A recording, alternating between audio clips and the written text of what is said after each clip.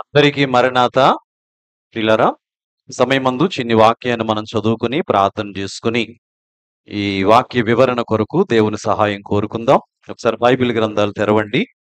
రాజులు మొదటి గ్రంథం 19వ అధ్యాయము 7వ వచనం చదువుకుందాం. రాజులు మొదటి గ్రంథం 19వ అధ్యాయము 7 నుంచి కొన్ని వచనాలు నేను చదువుతున్నాను, అందరూ చూడండి. అయితే యెహోవా దూత రెండవ మారు వచ్చి అతన్ని ముట్టి, నీ శక్తికి మించిన ప్రయాణం నీకు సిద్ధమై ఉన్నది. నీవు లేచి భోజనము చేయమని చెప్పినప్పుడు అతడు లేచి భోజనము చేసి ఆ భోజనపు బలము చేత నలుబది రాత్రింబగళ్ళు ప్రయాణము చేసి దేవుని పర్వతమనే పేరు పెట్టబడిన హోరేబునకు వచ్చి అచ్చట ఉన్న యొక్క గుహలో చేరి బస చేసెను. చాలండి. చిన్న ప్రార్థన చేసుకుందామా. అందరూ తలలు వంచి కళ్ళు మూసుకుని ప్రార్థనలు ఏకీపించండి. ప్రియక దేవుడవైన మా ప్రియ పరలోకపు తండ్రి, నీ పరిశుద్ధ నామమునకు వందనాలు, స్తుతులు, స్తోత్రాలు చెల్లిస్తూ ఉన్నాం ప్రభా. నీ కృపలో, నీ దయలో ఇంతవరకు మీరు జరిగించిన ఆరాధన విషయంలో నీకు స్తోత్రాలు చెల్లిస్తూ ఉన్నాం. 11వ నెల మొదటి ఆదివారం నీ పాదాల యొద్దకు వచ్చామయ్యా. నీ మాటలు వినాలి అని ఆశపడుతున్నాం. నీ చిత్తం తెలుసుకోవాలని ఆశతో నీ సన్నిధికి వచ్చామయ్యా. మా ఆశను నెరవేర్చండి. మాట్లాడున్నది మీరు కాదు, పరిశుద్ధాత్ముడే మీ యందుండి మాట్లాడును అని చేసిన నీ వాగ్దానం మా విషయంలో నెరవేర్చండి. అలాగే వాక్యం వింటున్న నీ బిడ్డలను కూడా నీ ఆత్మవశంలో ఉంచుకుని ఈ దినముందు అవసరమైన శ్రేష్టమైన వాక్యాన్ని మాకు అందించమని మంచి బోధకుడయుండి నా యొద్దకు వచ్చి నా కాడి ఎత్తుకుని నా యొద్ద నేర్చుకునుడి అని చెప్పిన యేసు స్వామి పరిశుద్ధ నామములో వేడుకొనుచున్నాం మా పరమ తండ్రి. ఆమేన్. కూర్చోండి. ప్రభువును ప్రేమించి ఆయన సన్నిధానానికి చేరువచ్చిన దేవుని పిల్లలారా, దేవనామములో మనందరికీ కృపయు సమాధానము కలుగును గాక. ఆమేన్. పిల్లల దేవుని ఏర్పాటును బట్టి 10 నెలలు దేవుడు మనందరినీ కాచి కాపాడి దీవించి ఈ యొక్క 11వ నెల మొదటి ఆదివారపు దినాన ఆయన పాదాల యొద్దకు వచ్చే భాగ్యాన్ని దేవుడు మనకిచ్చారు. అందు విషయంలో మొదటిగా దేవునికి నా హృదయపూర్వక వందనాలు నేను తెలియజేస్తూ ఉన్నాను. అలాగే మరి ఆయన సన్నిధానానికి చేరువచ్చిన ఆరాధనలో ఏకీభించిన మీ అందరికీ కూడా నా హృదయపూర్వక వందనాలు. మరి ఆయా కారణాలు బట్టి ఆరాధనలో నేరుగా ఏకీభించలేకపోయినా లైవ్ ద్వారా ప్రస్తుతం వింటూ తర్వాత కూడా మరి వాక్యాన్ని ఆయా సమయాల్లో లైవ్ లో మరి వింటున్న మన ప్రియులైన వారు అనేకులు ఉన్నారు. వారందరికీ కూడా నా హృదయపూర్వక వందనాలు నేను తెలియజేస్తా ఉన్నాను. ప్రియులారా, దేవుని వాక్యంలో నుండి ఒక శ్రేష్టమైన సంగతిని ఈరోజు మనం చూద్దాం. మరి మనం 10 నెలలు దిద్దుబాటు గురించి ఎన్నో సంగతులు మనం విన్నాం. దిద్దుబాటు గురించి మనం వాక్యంలో నుండి అవకాశం ఉన్న అవసరమైన అన్ని సంగతులు కూడా ధ్యానించాము. మరి 11వ నెలలో మనం అడుగుపెట్టాం. 11వ నెలకి దైవజనులు పెట్టిన పేరు ఏమిటంటే సిద్ధపాటు నెల. దేని కొరకైన సిద్ధపాటు అంటే రెండవ రాకడ గురించి అయిన సిద్ధపాటు నెల. ఈ లోకములో మన జీవితాలు పూర్తయిన తర్వాత మరి మనందరము వెళ్ళవలసిన పరలోక రాజ్యానికి ఎలాగూ సిద్ధపడాలో తెలుసుకోవడానికి, ఆ సిద్ధపాటును గురించి నేర్చుకోవడానికి దేవుడు మనకు అనుగ్రహించిన గొప్ప అవకాశమే ఈ 11వ నెల అనబడిన సిద్ధపాటు నెల. ఈ నెల అంతా కూడా ప్రభు రాకడను గురించిన పాటలు పాడతాం, రాకడను గురించిన వాక్యాలు వింటాం, రాకడను గురించిన పండుగలు కూడా మనం చేసుకుని రాకడకు సంబంధించిన సభలు కూడా మనం అనేక వాటిలో ఏకీవించి దీవెన పొందుకునే భాగ్యం దేవుడు మనకిచ్చారు. సరే, మరి మొదటి ఆదివారం సంస్కారపు విందు అందుకోవడానికి మన అందరం వచ్చాం గనక దానికి సంబంధించిన ఒక వాక్యాన్ని ఈ సమయం మందు మనము ప్రియులారా ధ్యానం చేసుకుందాం. ఈ వాక్యం చాలా సార్లు మనము ప్రియులారా ఆయా దైవజనుల ద్వారా వింటూ వచ్చాం. మన మందిరాల్లో కూడా చాలా సందర్భాల్లో మనం వింటూనే వచ్చాం. అయితే ఈరోజు ఈ వాక్యంలో ఉన్న ఒక శ్రేష్టమైన మాటను నేను మీకు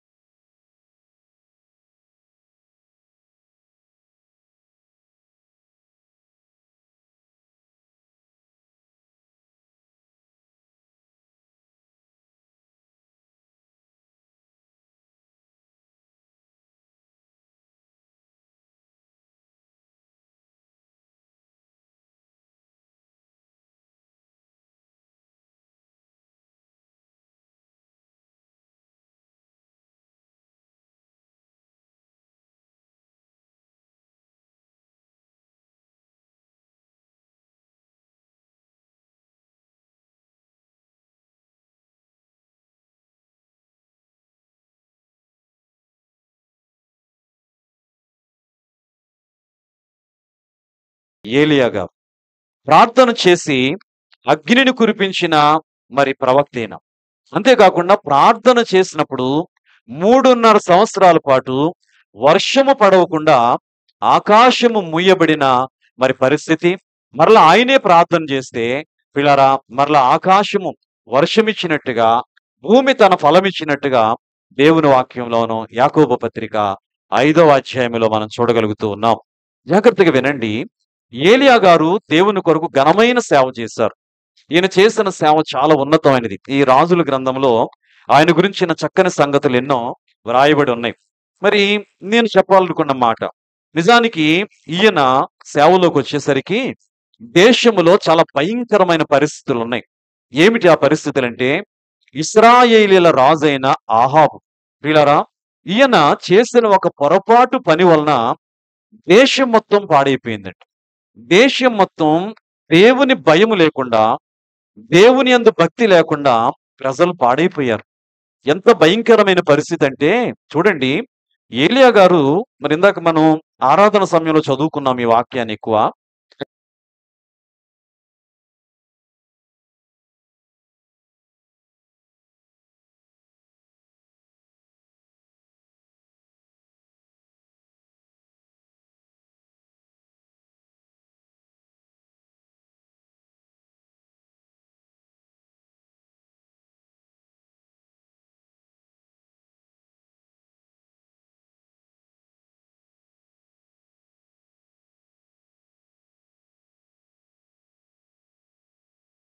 ఒక్కడిన మాత్రమే మిగిలి ఉండగా వారు నా ప్రాణమును కూడా తీసివేయుటకై చూచుచున్నారని మనవి చేశాం.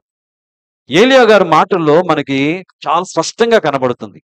ఇశ్రాయేలీయులైన వారు చేసిన పొరపాటు ఏంటి, వారు ఆ పని చేయడానికి కారణం ఏంటో కూడా నేను చెబుతాను. వాళ్ళు చేసిన పొరపాటు ఇక్కడ ఏముందో తెలుసండి. ఇశ్రాయేలు ఏం చేశారట? మొదటి దేవుని నిబంధనను ఏం చేశారటమా? త్రోసివేశారు. ఏ నిబంధన అయితే దేవుడు తన ప్రజలకు ఇచ్చారో ఆ నిబంధనను వారు త్రోసివేశారు మొదటిది. రెండవది, బలిపీఠములను పడ్డగొట్టారు. బలిపీఠం అంటే దేవుని ఆరాధన స్థలం. మందిరాలు కట్టక ముందే, మందిరాలు నిర్మించక ముందే బలిపీఠాలు నిర్మించబడ్డాయి అనే సంగతి మనకు తెలుసు. మీకు ఎంతమంది గుర్తుందో, బలిపీఠమును గురించిన ఒక ఉన్నతమైన వాక్యం గతంలో మనం విన్నాం అమ్మా. ఇప్పుడు బలిపీఠాలు ఎలా వచ్చాయి, ఎక్కడెక్కడ ఉన్నాయి, ఏంటి దానికి నిదర్శనం అనేది మనం విన్నాం. అప్పటికి మనం ఇంకా ఈ యూట్యూబ్ ప్రారంభించలేదు. సరే, ప్రభు చిత్తమైతే అలా యూట్యూబ్ లో ఉండగా ఆ వాక్యం మరల ఎప్పుడైనా విందాం, అనేకులకు ఉపయోగపడుతుంది. సరే, ఏదైనా బలిపీఠం అనేది దేవుడు ఆశీర్వదించే స్థలం, దేవుని దీవెన దొరికే స్థలం. అలాంటి బలిపీఠాలను ఏం చేశారటండి వీళ్ళు? పడగొట్టేశారు ఇశ్రాయేలుడు. మూడో పని ఏంటో తెలుసా అండి? నీ ప్రవక్తలను ఖడ్గము చేత హతము చేసిరి. దేవుని ప్రవక్త అంటే ఎంత ఘనత! దేవుని ప్రవక్తలకు దేవుని ప్రజలు ఏం చేయాలి తెలుసండి? గౌరవించాలి. వాక్యంలో వ్రాయబడింది, ఆయన ప్రవక్తలను నమ్ముకోండి, మీరేమవుతారంటే స్థిరపరచబడతారు లేదా కృతార్థులు అవుతారని ఒక మంచి మాట కనబడుతుంది. ప్రవక్తలను నమ్ముకోమని దేవుడు చెబితే ఈ ప్రజలు ఏం చేశారటండి? ఆ ప్రవక్తల్ని చంపిన వారై ఉన్నారు. ఎంత గొప్ప పాపమో చూడండి. ఇలాగున ఆ ప్రజలు ఇంత దుస్థితికి వెళ్ళిపోయారండి. వెళ్ళిపోయి ఇప్పుడు వాళ్ళు చేయాలనుకుంటున్న పని ఏంటో తెలుసా? దేవుని కొరకు రోషముగా నిలవబడిన ఏలియా గారిని కూడా ఏం చేయాలనుకుంటున్నారు తెలుసండి? ఆయన కూడా చంపాలని చూస్తున్నారు. ఎందుకు ఇంత దుస్థితి వచ్చింది ఈ ప్రజల్లో? ఇశ్రాయేలీలు దేవుని ప్రజలు, దేవునికి భయపడవలసిన వీళ్ళు ఎందుకు దేవుని మీద తిరుగుబాటు చేశారు? బలిపీఠాలను గౌరవించవలసిన వారు ఎందుకు బలిపీఠాలను పడగొట్టారు? ప్రవక్తలను గలపరిచి నమ్ముకోవలసిన వీరు ఎందుకు ప్రవక్తల్ని చంపారంటే దీనంతటికి ఏకైక కారకుడు ఎవరు తెలుసండి? రాజు. వీళ్ళారా వినండి, ఒక మాట వ్రాయబడి ఉంది, పెద్దల మాట అంటారు.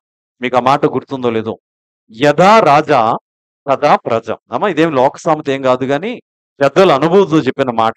యథా రాజు అంటే రాజు ఎలాంటి వాడే ప్రజలు కూడా అలాంటి వాళ్ళు అవుతారట.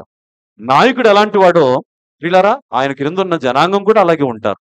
కుటుంబ యజమాని ఎలాంటి వాడో కుటుంబం కూడా అలాగే ఉంటది. సంఘ కాపురు ఎలాంటి వాడో సంఘం కూడా అలా ఉంటది. అంతే కదా దాని అర్థం. ఇప్పుడు రాజు చెడిపోయాడు. ఎవరు ఈ రాజు అంటే ఆహాబు. ఇశ్రాయేలీల రాజుల్లో ఒకడు ఆహాబు. ఈయన చేసిన ప్రాముఖ్యమైన పొరపాటు ఏంటో తెలుసండి? వీళ్ళరా ఇతడు ఒక అన్యురాలను, ఒక విగ్రహారాధన చేసే స్త్రీని వివాహం చేసుకున్నాడండి. ఆమె పేరే యెజబెలు. జాగ్రత్తగా గమనించండి. యెజబెల్ అనే పేరు వింటున్నప్పుడు చాలా మందికి చాలా కోపం వచ్చేస్తది. ఎందుకో తెలుసండి? ఈ యెజబెలు గురించి ఈ రాజుల గ్రంథంలోనే కనబడుతుంది గానీ, ప్రకటన గ్రంథములో ప్రభు కోపంతో మాట్లాడుతూ ప్రకటన గ్రంథం 2:20లో చూస్తే అక్కడ అంటారు కదా! అయినను నీ మీద తప్పు ఒకటి నేను మోపవలసి ఉన్నది. అది ఏమనగా, తాను ప్రవక్తినని చెప్పుకొనుచున్న యెజబెల్ అనే స్త్రీని నీవు ఉండనిచ్చితివి. జారత్వము చేయుటకును, విగ్రహములకు బలి ఇచ్చిన వాటిని తినుటకును, అది నా ప్రజలను బోధించుచు వారిని మోసము చేయుచు. నిజానికి యెజబెల్ మనకి రాజుల గ్రంథంలో కనబడుతది. ప్రకటన గ్రంథములో కూడా ఆమె పేరు ప్రస్తావించబడిందంటే నిజానికి ఆమె కాదు గాని, ఆమె ఆత్మ లేదా ఆమె లక్షణాలు, ఆమెలో ఉన్న దుర్గుణాలే సంఘములో మాట్లాడుతుంది ఎవరితోటే? సంఘంతో మాట్లాడుతున్నాడు ప్రభు. ఏవండీ? సంఘంతో మాట్లాడుతూ నీలో ఒకడు ఎవరున్నారంటే యెజబెలు లాంటి వాళ్ళున్నారు జాగ్రత్త అంటున్నారు. ఇక్కడ అసలైన యెజబెల్ చేసిన పనేంటో తెలుసా? మొదటిది ఏమే విగ్రహారాధికురాలు. సరే, ఒక దేవుని బిడ్డని వివాహం చేసుకుంది. నిజానికి ఏం చేయాలండి? సహజంగా ఒక స్త్రీ తన భర్తను అనుసరించాలి కదా! భర్త దైవారాధికుడు. ఇశ్రాయేలీయులు ఉన్నవాడు. నిజదేవుడైన యెహోవాను ఆరాధించవలసినోడు. అయితే విచారం ఏంటో తెలుసండి? నిజదేవుణ్ణి ఆరాధించవలసిన ఈ అహాబు తన భార్యకు దాసుడైపోయి, తన భార్య మాట విని ఆ దేశము నుంచి తీసుకువచ్చిన బయలు దేవతలను బలిపీఠాలు కట్టించాడు. ఆ దేశము నుంచి వచ్చిన బయలు దేవత ప్రవక్తలను దేశము నిండా ఏర్పాటు చేశాడండి. ఇప్పుడు చూడండి, రాజు ప్రియులారా ఈ యొక్క అజ్ఞానపు పని చేస్తే ప్రజలైన రాజుతో మాట్లాడాలి కదా! ప్రజలైన రాజుతో, అయ్యా మనం దేవుణ్ణి ఆరాధించవలసిన వాళ్ళం, ఎందుకు మనకి ఈ విగ్రహారాధన, ఎందుకు మనకి అన్య కార్యక్రమం అని చెప్పాలి కదా! కానీ ప్రజలు కూడా రాజునే వెంబడించారు. మొత్తం దేశం పాడైపోయిందండి. పిల్లలు, నేను మాట అంటున్నాను, సహజంగా దేవుని పిల్లలు అన్యులతో సహవాసం చేయాల్సి వచ్చినప్పుడు చాలా మట్టుకండి పిల్లరా, వీళ్ళు అన్య మార్గాల్లోకి వెళ్ళిపోయి దేవునికి దూరమైన వారు ఎక్కువ కనబడుతున్నారు. అందులో యాహాబు ఒకడు. మనకు బాగా తెలిసిన మహాజ్ఞాని కూడా ఒక ఆయన ఉన్నారు. మీరు ఎవరైనా గుర్తు చేస్తారా? మహాజ్ఞాని. దేవుడే ఆయనకు ఆ సాక్ష్యం ఇచ్చారు. ఆయనకు ముందు అలాంటి వారు లేరు, ఆయన తర్వాత కూడా అలాంటి వారు లేరు. చెప్పండి ఎవరైనా? జ్ఞాని అయిన సొలొమోను, దావీదు కుమారుడైన సొలొమోను, ఆయన చేసిన పొరపాటు కూడా ఇదే. దేవుడు మహాజ్ఞానం ఇస్తే ఆయన ఏం చేశాడో తెలుసండి? అన్య స్త్రీలతో సాంగత్యం చేసి అన్య స్త్రీలను వివాహం చేసుకుని వాళ్ళని దేవుని బిడ్డలుగా మార్చడం మానేసి ఏం చేశాడో తెలుసండి? ఈయన కూడా విగ్రహారాధికుడు అయిపోయి దేవునికి దూరం అయిపోయాడండి. జ్ఞానమంతా పాడు చేసేసుకున్నాడు. అందుకే ఆయన ప్రారంభం బాగుంది కానండి, ఆయన ముగింపు బాలేదు. అసలు ఏం బాగుండాలి? ప్రారంభం ఎలాగున్నా ముగింపు బాగుండాలి. నువ్వు శరీరానుసారంగా ప్రారంభించావా? నువ్వు ఎలా ముగించాలి నీ జీవితాన్ని? ఆత్మానుసారంగా ముగించాలి. కానీ సొలొమోను జీవితం ఆత్మానుసారంగా ప్రారంభమైంది. కానీ ముగింపు వచ్చేసరికి ఏమైపోయింది తెలుసండి? శరీరానుసారం అయిపోయాడు, అన్యుడైపోయాడు, తనకున్న పేరు ప్రఖ్యాతలన్నీ పాడు చేస్తున్నాడు. దేవుడు ఇవ్వడం ఇచ్చాడు, కానీ దాన్ని కాపాడుకోలేదు. ఈ రోజు ఒక మాట చెబుతున్నాను, మనకి కూడా దేవుడు మనకి ఏమి ఇవ్వాలో, ఎప్పుడు ఇవ్వాలో, ఎంత ఇవ్వాలో, ఎలాగివ్వాలో ఆయన తన చిత్త ప్రకారం ఇస్తూనే ఉంటాడు. ఏదైనా సరే, తలాంతులు కానివ్వండి, ఆస్తులు కానివ్వండి, అంతస్తులు కానివ్వండి, భక్తి జీవితంలో గొప్ప కార్యాలు కానివ్వండి, ప్రతీది దేవుడు మనకి ఇస్తూ ఉంటాడు. వినండి, మనమే ఒక్కొక్కసారి వాటిని దుర్వినియోగం చేసుకుని సద్వినియోగం చేసుకోలేక మనం ఎన్నో ఇబ్బందులు పడే పరిస్థితి మనకు ఉంటుంది. జ్ఞాని అయిన సొలొమోను కూడా అన్యుల సహవాసంలోకి వెళ్ళిపోయి వాళ్ళ మార్గాల్లోకి వెళ్ళిపోయాడు. మొన్న మనం విన్నాం, మార్గములు దిద్దుకోండి అన్నాం కదా. సొలొమోను గారు దిద్దుకోలేకపోయారు. జీవ మార్గములో ఉండాల్సిన ఆయన అన్య మార్గాల్లోకి వెళ్ళిపోయి అన్యుడు అయిపోయాడు. అలాగే ఇక్కడ చూడండి అమ్మా, ఈ యొక్క మరి రాజు అయిన పిల్లరా, మరి ఆహాబు కూడా ఇదే పద్ధతి. తన భార్య మాట విన్నాడు. ఆమె ఏం చేసిందో తెలుసు? తన దేశంలో ఉన్న బయలు దేవతలను తీసుకొచ్చి ఇశ్రాయేల్ దేశంలో పెట్టింది. ఆ ప్రవక్తలందరినీ తీసుకొచ్చి ఇక్కడ ఏర్పాటు చేసిన ప్రజలందరినీ ఈ బయలు దేవతనే మీరు పూజించాలి, ఈ ప్రవక్తల మాటలే వినాలని బలిపీఠాలు, దేవుని బలిపీఠాలు పడగొట్టించింది. దేవుని ప్రవక్తలను ఏం చేసింది చెప్పండి? చంపించింది. మొత్తానికి దేవుని నిబంధనను త్రోసివేసేలా చేసింది. చివరికి ఇప్పుడు తిరుగుబాటు చేస్తున్నాడనే ఉద్దేశంతో ఏలియా గారిని కూడా ఏం చేయాలనుకున్నారు చెప్పండి? చంపడానికి సిద్ధపడింది. చూడారా, ఈ సందర్భంలో ఏలియా చాలా ధైర్యంగా నిలబడ్డారండి. చాలా పోరాడారు. అయితే ఒకానొక సమయం వచ్చినప్పుడు ఈ యెజబెలు ఒక సవాల్ చేసిందండి. ఆ సవాలుకి ఏలియా గారు కృంగిపోయిన పరిస్థితి మనం చూస్తున్నాం. ఒకసారి చూద్దాం. రాజుల మొదటి గ్రంథం 19వ అధ్యాయం. ప్రారంభ వాక్యాలు నేను చదువుతున్నానమ్మా. జాగ్రత్తగా వినండి. ఏలియా చేసినదంతయు అతడు ఖడ్గము చేత ప్రవక్తలందరినీ చంపించిన సంగతి. ఏ ప్రవక్తలంటే బయలు ప్రవక్తలు. ఏలియా ఊరుకోలేదు. అమ్మా, యెజబెలు దేవుని ప్రవక్తలను చంపిస్తే ఏలియా గారు ఆ అన్య ప్రవక్తలను చంపించారు. అందుకు ఆమె కోపం వచ్చింది. చూడండి, మరి ప్రవక్తలనందరినీ చంపించిన సంగతియు ఆహాబు యెజబెలునకు తెలియచెప్పగా యెజబెలు ఒక దూత చేత ఏలియాకు ఈ వర్తమానం పంపించెను. రేపు ఈ వేళకు నేను నీ ప్రాణమును వారిలో ఒకని ప్రాణం వలె చెయ్యని ఎడల దేవుడు నాకు గొప్ప అపాయము కలుగజేయునుగాక. ఎప్పుడైతే ఏలియా గారు బయలుదేవత ప్రవక్తలను చంపించారో ఆహాబు ఈ సంగతి తన భార్యకు చెప్పారు. యెజబెలు మరి ఈ యొక్క యెజబెలుకు చాలా కోపం వచ్చింది. కోపం వచ్చి ఒక సవాలు చేసింది. ఏంటో తెలుసా? రేపు ఈ సమయానికి నా ప్రవక్తలకు ఏ దుస్థితి కలిగించాడు ఆయన కూడా నేను కానీ చంపకపోతే నాకు దేవుడు ఏం చేస్తాడు? గొప్ప అపాయము కీడు తలపెడతాడని ఒక సవాలు చేసింది. ఈ సవాలు ఏలియా గారి దగ్గరికి వచ్చింది. చూడండి ప్రియులారా, ఎప్పుడైతే మరి ఈ సవాల్ వచ్చిందో చూడండి 3వ వచనం. కాబట్టి అతడు ఈ సమాచారం తెలుసుకుని లేచి తన ప్రాణము కాపాడుటకై పోయి యూదా సంబంధమైన బెర్షెబాకు చేరి అచ్చట ఉండుమని తన దాసునితో చెప్పి తాను ఒక దిన ప్రయాణం అరణ్యములోనికి పోయి ఒక బదిరీ వృక్షం కింద కూర్చుండి మరణాపేక్ష గలవాడే, యెహోవా నా పితరుల కంటే నేను ఎక్కువడను కాను, ఇంత మట్టుకు చాలును, నా ప్రాణము తీసుకునమని ప్రార్థన చేసెను. జాగ్రత్త గమనించాలమ్మా, మనసు దేవుని వాక్యం మీద పెట్టండి. చాలా విలువైన మాటలు. ఎప్పుడైతే రాణి తనను చంపడానికి సవాల్ చేసిందో ఈ సమాచారం ఏలియా గారికి తెలిసింది. ఏలియా గారు కూడా మన వంటి మనిషే కదా. యాకోబు పత్రిక 5వ అధ్యాయం 17వ వచనంలో ఈ మాట వ్రాయబడింది.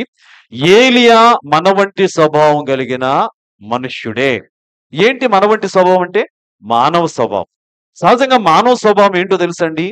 మానవుల్లో చాలా మంది తమకు తాము ఊహించని శ్రమ, తాము ఊహించని శోధన వచ్చేసరికి ఎంత విశ్వాసం కలిగిన వారైనా సరే ఒక్కొక్కసారి ఏమైపోతారో తెలుసండి? మరి చాలా వేదన పడిపోతూ ఉంటారు. చాలా నీరసిల్లిపోతూ ఉంటారు. గొప్ప విశ్వాసమే. కానీ వాళ్ళకి ఎదురయిన సమస్యలో ఎంతటి వారైనా సరే కృంగిపోతూ ఉంటారు ఒక్కొక్కసారి. ఇంత రోషం కలిగిన ప్రవక్త కూడా కృంగుబాటు వచ్చేసింది. ఆయన చేసిన పని ఏంటో తెలుసా? ఈ సమాచారం తెలియగానే ఇక యెజబెలు నన్ను చంపుతుంది అనుకుని, నిజానికి ఏలియా గారు అంత గొప్ప ప్రవక్త అయి ఉండి కూడా దేవుడు నాతో ఉన్నాడు, ఆమె చేతిలోంచి దేవుడు నన్ను కాపాడుతాడని విషయాన్ని ఆయన మర్చిపోయాడండి. ఆయనే కాదు, ఈరోజు మనం కూడా చాలా మంది ఏం చేస్తున్నామో తెలుసండి? మన దేవుడు మనతో ఉన్నాడు, మనల్ని అనేకమైన కీడుల నుంచి శ్రమల నుంచి తప్పించాడని ఎరిగి కూడా ఒక క్రొత్త శ్రమ మన ముందుకు రాగానే మనం కూడా ఏం చేస్తున్నామో తెలుసండి? అమ్మో, ఈ శ్రమలో నేను ఏమైపోతాను, ఈ కష్టంలో నేను ఏమైపోతాను, నా పరిస్థితి ఏంటో అని గలిబిలి పడతా ఉంటాం. వీళ్ళ ఒక్కొక్కసారి దేవుని మీద కూడా సనుగుతూ ఉంటాం, అపార్థం కూడా చేసుకుంటూ ఉంటాం. ఏలియా జీవితంలో అదే జరిగింది కదా.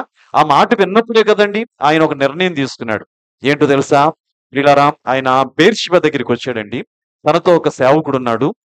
వీళ్ళారా, ఆ దాసుడు ఉన్నాడు. ఆ దాసుని అక్కడే ఉండమని అక్కడ నుంచి ఒక దిన ప్రయాణం అంత దూరం ప్రయాణం చేసి ఆ బెర్షెబాకు చెందిన ఒక అరణ్యం ఉంటే ఆ అరణ్యములోకి వెళ్ళారండి. జాగ్రత్త వినండి. ఆ అరణ్యములోకి వెళ్ళి ఒక బదిరీ వృక్షం క్రింద కూర్చొని మరణాపేక్ష గలవాడే అంటే అర్థం ఏంటి తెలుసండి? ఇక మరణించాలి అనే ఆసక్తితో, మరణించాలనే కోరికతో దేవునికి ప్రార్థన చేస్తున్నాడు. ఆ ప్రార్థన కూడా చూడండి ఎలా ఉందో తెలుసా?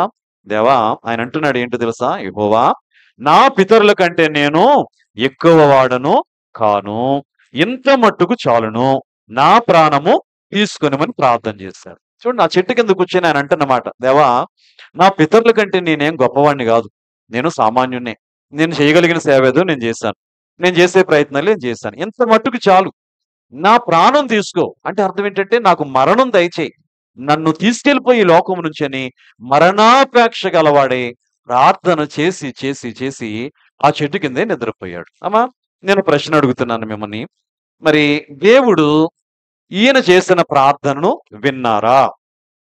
చెప్పాలి సమాధానం. దేవుడు ఈయన చేసిన ప్రార్థనను విన్నారా? సరే, మరి మీలో మౌనమే నాకు ఎక్కువ కనబడుతుంది. బహుశా టిఫిన్లు టీలు ఇలాంటివి ఏమి చేసి ఉండరు మీరు. అందుకే మీ స్వరం నా వరకు రావట్లేదు. పోన్లేండి. నాకు ఒక ఆనవాలు చూపించండి. దేవుడు ఆయన ప్రార్థన విన్నాడు అన్నవాళ్ళు చేతులెత్తండి ఒకసారి. దేవుడు ఆయన ప్రార్థన విన్నాడు అన్నవాళ్ళు చేతులెత్తండి. అమ్మ ఎత్తేదేదో పూర్తిగా ఎత్తండి తల్లి. రైట్. ఓకే. మంచిది. ఒకసారి మీరు దింపండి. సరే, ఇంకా కొన్ని చేతులు లేవలేదు కాబట్టి ఆళ్ళ ఉద్దేశ్యం కూడా తెలుసుకోవాలి. ఇది కాకపోతే అదే అనుకోవడానికి లేదు. ఎందుకో తెలుసండి? కొంతమంది దానికి చెయ్యెత్తరు, దీనికి చెయ్యరు. న్యూట్రల్‌గా ఉండిపోతారన్నమాట. దేనికి చెయ్యెత్తితే ఏం ప్రమాదమో, చేతులు గాని ఏమైనా తీసేత్తారేమో భయమేంటో ఈళ్ళకి. అమ్మా! ఏదో దానికి చెయ్యెత్తాలి. దేనికి ఎత్తలేదంటే వీళ్ళని ఏమంటారో తెలుసండి? అదైతే ఇది, ఇదైతే ఇది. ఆళ్ళని ఓ మాట అంటారు. అనకూడదేమో గాని చెప్పండి.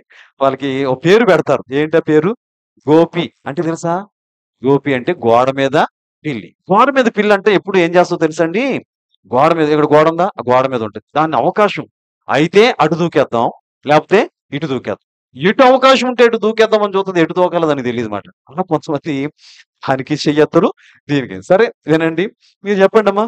ఏలీయా గారి ప్రార్థన దేవుడు వినలేదు అన్న వాళ్ళు ఎవరైనా ఉంటే వాళ్ళ చేతులెత్తండి ఒకసారి. నేను చెప్పానా? ఇందాక సగం చేతులు లేచాయి. ఇప్పుడు అసలు ఎగట్లేదు. అంటే ఈళ్ళ ఉద్దేశ్యం ఏంటంటే, ఈళ్ళందరూ ఎవరి మాట? మళ్ళీ నన్ను తిడతారేమో. అయ్యగారు లైవ్‌లో మమ్మల్ని గోపి అన్నారని. సరే వినండి ప్రియులారా. మీరన్న దానికి నేను సమాధానం చెబుతున్నాను. మీలో చాలా మంది దేవుడు ఏలీయా గారి ప్రార్థన విన్నాడనే అన్నారు. అమ్మా! వింటే ఏమి రావాలి ఆయనకి? ప్రార్థన వింటే ప్రార్థనకి ఏమి రావాలి చెప్పండి? నెరవేర్పు రావాలి గదా! ఏలీయా గారి ప్రార్థన ఏంటి? ఇంత మట్టుకు చాలు, నా పితరుల కంటే గొప్పవాడిని గాదు, నా ప్రాణం తీసేసుకో అన్నాడు. మీరన్నట్టుగా దేవుడు ఆయన ప్రార్థన వినుంటే ఆయన ప్రాణం ఆ రోజే పోవాలి. ఆ చెట్టు కిందే ఆయన చనిపోవాలి. అమ్మా! ఆ చెట్టే ఆయన చివరి మజిలీ అవ్వాలి. అయ్యిందా? మరే విన్నాడని అన్నారు. అమ్మా! విన్నాడు అన్నవాళ్ళు చెప్పండి నాకు సమాధానం. దేవుడు ఆయన ప్రార్థన విన్నాడు అమ్మా! వినడం అంటే చెవితో వినడం గాదు. వినడం అంటే ఏంటంటే నెరవేర్చడం. అప్పుడప్పుడు మన పిల్లలతో మాట్లాడుతున్నప్పుడు వాళ్ళ చెవిలో పడతాయి మాటలు. కానీ ఏమి స్పందించరు. అంటే అర్థం ఏంటి? చెవులోకి ఎళ్తున్నాయి గాని ఎక్కడికెళ్ళలేదు? మనసులోకి వెళ్ళలేదు. మనం చాలా ప్రార్థనలు చేస్తాం. అన్ని ప్రార్థనలు దేవుడు వింటున్నాడు అనుకోకండి సుమా. ఎందుకో చెప్పమంటారా? మనం చేసే ప్రార్థనలు కొన్నిటిని దేవుడు వినడు. అంటే అర్థం ఏంటంటే నెరవేర్చడు. మనం అనుకుంటాం దేవుడు ఆ ప్రార్థన విన్నారు, ఈ ప్రార్థన విన్నారు, ఈ ప్రార్థన నెరవేర్చలేదు అని అపార్థం చేసుకుంటాం. ఒకే మాట చెబుతున్నాను వినండి. ఎప్పుడైనా మన ప్రార్థన దేవుడు గాని వినలేదు అంటే మనం చేసిన ప్రార్థన దేవుని చిత్తానుసారమైంది కాదు అని రుజువు చేసుకోవాలి. నమ్మితే దేవుని స్తోత్రం చెప్పండమ్మా. మీకు అర్థం కావడానికి చెబుతున్నాను. చాలా సార్లు మన ఇష్టానుసారంగా మనకు నచ్చింది మనం దేవుణ్ణి అడుగుతా ఉంటాం. మనకు నచ్చింది, మనకిష్టమైంది, మనకి మేలు అనుకున్నది మనం అనుకుంటాం అంతే. కానీ అది మేలో కాదో ఎవరికి తెలుసు? కదా! మన జ్ఞానానికి, దేవుని జ్ఞానానికి తేడా ఉందా లేదా? మనము మన చూపుకి, దేవుని చూపుకి తేడా ఉందా లేదా? మన చూపు కొంతవరకే. అంటే మన ఆలోచన కొంతవరకే. కొంతవరకు ఆలోచిస్తాం. ఓహ్! ఇది బావుంటదనుకుంటాం. అది మంచిదో కాదో ఎవరికి తెలుసు చెప్పండి? దేవునికి తెలుసు. అందుకే గమనించుకోండి. ఒక్కొక్కసారి మనం అడిగింది దేవుడు నెరవేర్చడు. నెరవేరలేదనుకోండి, మీరు గ్రహించాల్సింది ఒకటే. ఓహో! ఇది దేవుని చిత్తం కాదు మాట. నాకిష్టమని నేనడిగాను. అయితే ఇది దేవుని ఇష్టంలో లేదు. పోన్లే నా ఇష్టం కంటే ఎవరిష్టం గొప్పది? అందరూ మాట్లాడాలి. నా ఇష్టం కంటే ఎవరిష్టం మంచిది? దేవుని ఇష్టమే గొప్పది కాబట్టి పాట పాడుకోవడం కాదు. నా ఇష్టం ఇదిగో, నీ ఇష్టంగా చేయని పాట కాదండి. మనం నిర్ధారించుకోవాలి. నా ఇష్టము కంటే దేవుని ఇష్టం శ్రేష్టమైంది. తండ్రి గారు కూడా పాట రాశారు. చేదుగా ఉన్నప్పటికిని శ్రేష్టమైనది అదియే గదా అని దేవుని చిత్తం గురించి అద్భుతమైన మాట రాశారు. ఒక్కొక్కసారటండి దేవుని చిత్తం ఎలా ఉంటదో తెలుసమ్మా? చేదుగా ఉంటది. చేదుగా ఉన్న కొన్ని ఆహారాలు మనకి ఎలా మేలు చేస్తాయో, దేవుని చిత్తం ఆ సమయానికి చేదైనప్పటికిని భవిష్యత్తులో దాన్ని మధురంగా మారుస్తాడు దేవుడు. దేవునికి మహిమ కలుగునుగాక. కాబట్టి చేదైన నీటిని మధురంగా మార్చలేదా దేవుడు? మారా అనే చోట మారుస్తాడు. కాబట్టి దేవుడు తన చిత్తాన్ని ప్రియులారా మన విషయంలో నెరవేర్చడానికి ఎప్పుడు ఇష్టపడతాడు. అందుకే ఎప్పుడైనా దేవుని చిత్తం మనము అడిగింది నెరవేరలేదనుకోండి బాధపడకండమ్మా. దేవుని స్తుతించి ఊరుకోండి అంతే. ఇప్పుడు మనకు తెలీదు దేవుడు ఎందుకు వినలేదా అని బాధపడతాం. ఒక రోజు వస్తదండి.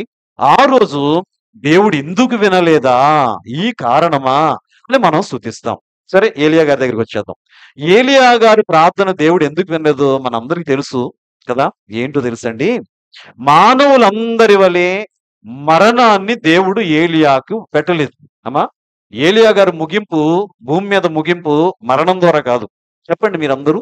ఏలియా గారు ఈ లోకము నుండి దేవుని రాజ్యానికి ఎలా వెళ్ళారు? అందరిలా మరణించి వెళ్ళారా? లేదే.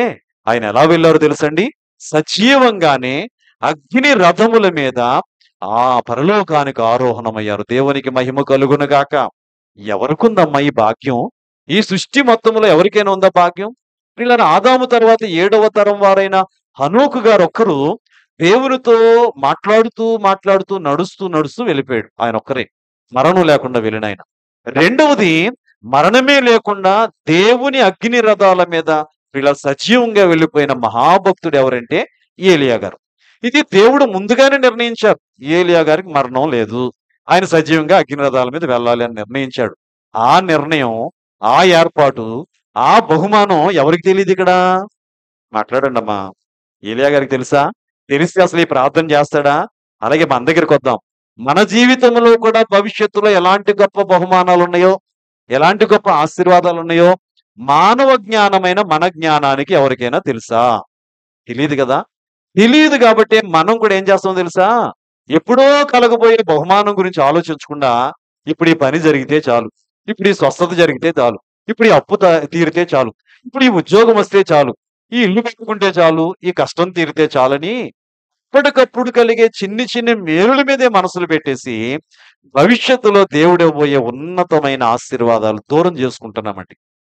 మోషే గారి గురించి ఒక అద్భుతమైన మాట హెబ్రీ పత్రిక 11వ అధ్యాయంలో వ్రాయబడుతుంది. గతంలో కూడా మనం విన్నాం. ఏమండి? ప్రతిఫలముగా కలగబోవు బహుమానము మీద దృష్టి ఉంచెను. మోషే గారు ఏం చేశారటండి? ప్రతిఫలముగా కలగబోయే బహుమానం మీద దృష్టి ఉంచి అప్పటికప్పుడు ఐగుప్తు ధనము కంటే, అమ్మా పిల్లరా, అల్పకాల పాపభోగముల కంటే, మరి ఫరో కుమార్తెకు కుమారుడుని అనిపించుకున్నట్టు కంటే ఇలా ప్రతిఫలముగా కలగబోయే బహుమానం మీద దృష్టి పెట్టి దేవుని ప్రజలతో నింద అనుభవించడమే గొప్ప మేలు అనుకుని, గొప్ప భాగ్యం అనుకుని శ్రమకి ఇష్టపడ్డాడు ఆయన కదా. అలాంటి మనసు మనకు ఉండాలి. ఇక్కడ విచారం ఏంటంటే, ఏలియా గారు ప్రవక్తే, దేవుని ముఖాముఖిగా చూసిన ప్రవక్తే, దేవునితో నేరుగా మాట్లాడగలిగిన ప్రవక్తే, రోషం కలిగిన ప్రవక్తే. ఏలియా గారికి ఒక పేరుంది, నిత్య సన్నిధి పరుడు. బైబిల్ గ్రంథంలో కొందరు నిత్య సన్నిధి పరులు ఉన్నారంటే నిత్యము దైవ తలంపే కలిగి, నిత్యము దేవునితోనే ఉండేవాళ్ళు, నిత్యము దైవ తలంపు కలిగి ఉన్నా సరే ఆయనకు దేవుడు ఏ బహుమానం దాచిపెట్టాడు ఆయన గ్రహించలేక ఈ రోజుకి శ్రమ తీరిపోతే చాలు. శ్రమ వచ్చినందుకే కదమ్మా చేశాడు. ఒక మాట చెప్పనా మీకు? సహజంగా మరణాన్ని మనుషులు ఎప్పుడు జ్ఞాపకం చేసుకుంటారో తెలుసమ్మా? నా ప్రశ్నకి సమాధానం చెప్పండి. మీ చేతి నిండా డబ్బు ఉంది, మీ ఒంటి నిండా ఆరోగ్యం ఉంది, ఇంట్లో అందరూ సంతోషంగా ఉన్నారు, మీరు అనుకున్న పనులన్నీ జరిగిపోతున్నాయి.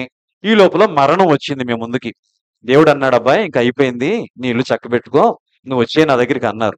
ఏమంటారు చెప్పండి? మీరు మాట్లాడరా? ఏమంటారు చెప్పండి?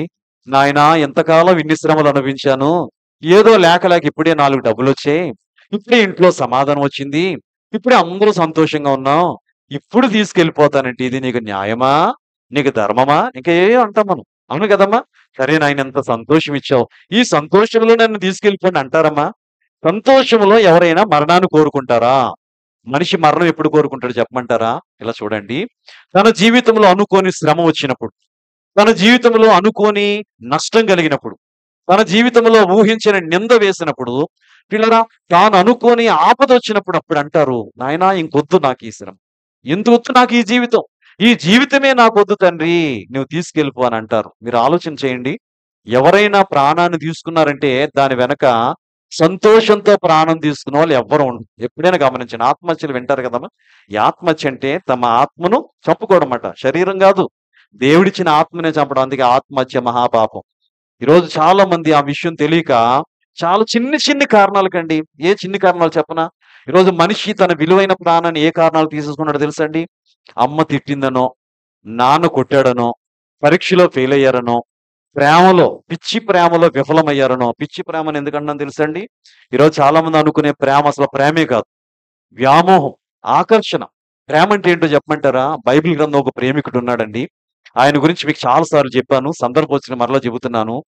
తాను ఇష్టపడిన తన మేనమామ యొక్క కూతురు విషయంలో 1 కాదు, 2 కాదు, 3 కాదు, ఉత్తరాల 14 సంవత్సరాలు కొలువు చేసిన మహా గొప్ప ప్రేమికుడు ఎవరమ్మా? యాకోబు గారు. ఏమండి? తన మేనమామైన లాబాను యొక్క చిన్న కూతురైన రాహేలు కొరకు ఎన్ని రోజులు కొలువు చేశాడు? 14 సంవత్సరాలు అంటే ఏంటో తెలుసా? లైఫ్ అంటారు. ఎవరైనా పెద్ద నేరం చేస్తే అమ్మా ఎన్ని సంవత్సరాలు జైలు శిక్ష వేస్తారు చెప్పండి పెద్దలు? ఎన్ని సంవత్సరాలు? 14 సంవత్సరాలు. అంటే 14 సంవత్సరాలు అంటే ఇంక వాడు ఎందుకు పనికిరాడంట. ఈ 14 సంవత్సరాలు అయిన తర్వాత ఇంక జీవితం ఏముండదు. జీవితంలో జీవిత కాలంలో 14 సంవత్సరాలనేవి అమ్మా మరి చాలా ముఖ్యమైన దినాలమాట. అలాంటి ముఖ్యమైన దినాలన్నీ కూడా ప్రేమిస్తేనే గడిపేశాడండి ఆయన. కొలువు చేస్తానే, బానిసత్వం చేస్తానే. ఏమా తన మరి చెప్పాలంటే మేనమామ కూతురు కోసం. అదండి ప్రేమంటే. ఏమండి 7 సంవత్సరాలు చేశాడు మొదట. దక్కలేదు. పోన్లే అని ఊరుకోలేదు. ఇంకో 7 సంవత్సరాలు చేశాడు. అది మరి ఈ రోజు ప్రేమ ఎలాంటి చెప్పమంటే ఈ రోజు చూస్తున్నారండి. నేను ప్రేమిస్తున్నాను అంటున్నారు. రేపటి దినం పెళ్లి చేసుకున్నారు. ఎల్లుండి రోజు విడిపోతున్నారు. ఇది ప్రేమ. నిజమైన ప్రేమ అలా చేస్తదా? ప్రేమిస్తున్నానంటారు. ప్రేమించకపోతే తిరిగి చంపుతున్నారు. ఇది లోకపు ప్రేమ. సందర్భం వచ్చింది కాబట్టి చెబుతున్నాను. ఇది వ్యామోహం అండి. ఇలాంటి పిచ్చి ప్రేమ కూడా దక్కలేదని చనిపోతున్న వాళ్ళు కూడా ఉన్నారు. చాలా విలువైన ప్రాణాన్ని అమ్మ తిట్టిందనో, నాన్న కొట్టాడనో, పరీక్షలో ఫెయిల్ అయ్యాడనో, ఉద్యోగం రాలేదనో, అప్పులు తీరలేదనో, లేతే అత్తగారు తిట్టిందనమా ఈ ఈ ఈ మధ్య ఇవి కూడా బయలుదేరాయి. అత్తగారు తిట్టిందని కూడా ఆత్మహత్యలు చేసుకునే కోడళ్ళు ఉన్నారు సుమా. ఎంత భయంకరమైన దుస్థితి. దేవుడిచ్చిన ఈ ప్రాణం అమ్మా నీకు ఇష్టం వచ్చినట్టు తీసుకోవడానికి నీకు అధికారం లేదు. వింటున్నారు అందరూ? నీకు దేవుడిచ్చిన ప్రాణం దేవుడు పిలిచే వరకు లెక్కగట్టి నువ్వు ఉంచవలసిందే. దేవునికి లెక్క చెప్పాల్సిందే. కాబట్టి ఈరోజు చాలా మంది తమ ప్రాణాన్ని చాలా సులువుగా శ్రమలోనే సౌఖ్యములు ఎవరు ప్రాణం పోగొట్టుకోవాలని కోరుకోరు. కాబట్టి ఏలియా కూడా మరణం ఎందుకు కోరుకున్నాడు తెలుసండి? యెజబెలు తరుముతుంది, చంపుతానని శపథం చేసింది. ఇక దొరికితే చనిపోవడమే అనుకున్నాడు. ప్రియులారా, అందుకే మన వంటి స్వభావం కలిగిన మనుషుడు అన్నారు. అలాగనే ప్రార్థన చేసి ఆ బదరు వృక్షం కింద పడుకుంటే దేవుడు మీరన్నారు ఆయన ప్రార్థన విన్నాడు అన్నారు. వినలేదండి. అంటే నెరవేర్చలేదండి. నెరవేర్చుంటే ఈ రోజు ఏలియా గారి జీవితానికి ఎంత విలువ వచ్చేది కాదండి. వినండి, దేవుడు నెరవేర్చలేదు. అలాగే మన ప్రార్థనలు కూడా నెరవేరలేదని ఎప్పుడు దుఃఖపడకండి. నెరవేరలేదంటే నేనేం చెప్పాను?